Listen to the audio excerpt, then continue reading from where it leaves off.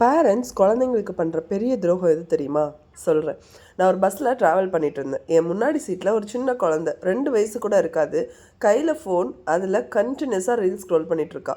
நான் ஸ்டாப்பாக ஒரு full hour எங்கேயும் பார்க்கல, ஸ்க்ரீனை விட்டு கண்ணை சிமிட்டலை. அந்த வயசுலேயே அடிக்ஷன் ஆரம்பிச்சிருச்சு.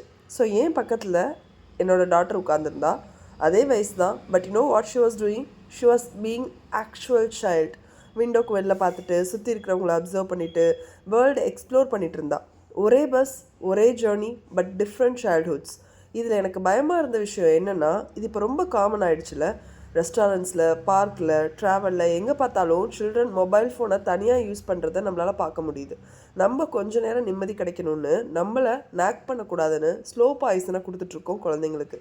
ஆனால் அந்த பஸ்ஸில் இருந்த அம்மாவுக்கு தெரியாது, she is not a bad parent.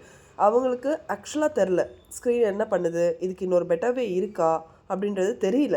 But கண்டிப்பாக இன்னொரு வே இருக்குது. அதோட ப்ரூஃப் என்னென்னா என்னோடய ஓன் டாட்டர் தான்.